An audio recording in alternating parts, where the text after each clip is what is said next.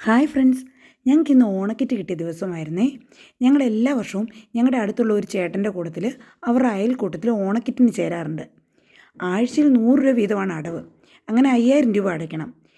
5000 രൂപ അടച്ചു കഴിയുമ്പോൾ നമുക്ക് ഒരു 2-3 മാസത്തിനുള്ള എല്ലാ സാധനങ്ങളും ഓണത്തിൻ്റെ സമയമാകുമ്പോഴത്തേക്കും കിട്ടും.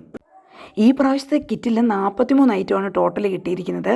ഇനി പച്ചക്കറി കൂടി മേടിച്ചിട്ടുണ്ടെങ്കിൽ നമുക്ക് ഓണസദ്യ റെഡിയാക്കാനുള്ള എല്ലാ സാധനങ്ങളും ഉണ്ട്.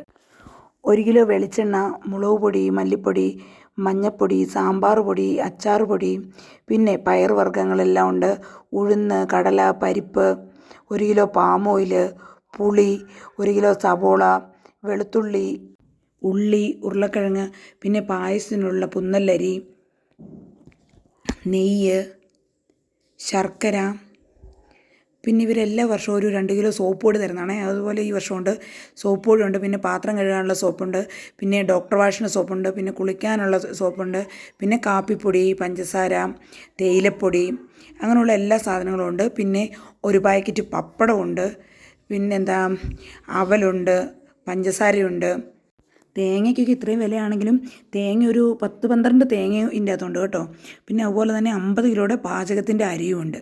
നിങ്ങളൊക്കെ ഇതുപോലെ ഓണക്കിറ്റ് ചേരുന്നവരാണോ ഫ്രണ്ട്സ്? അങ്ങനെയാണെങ്കിൽ കമൻറ്റ് ചെയ്യണേ.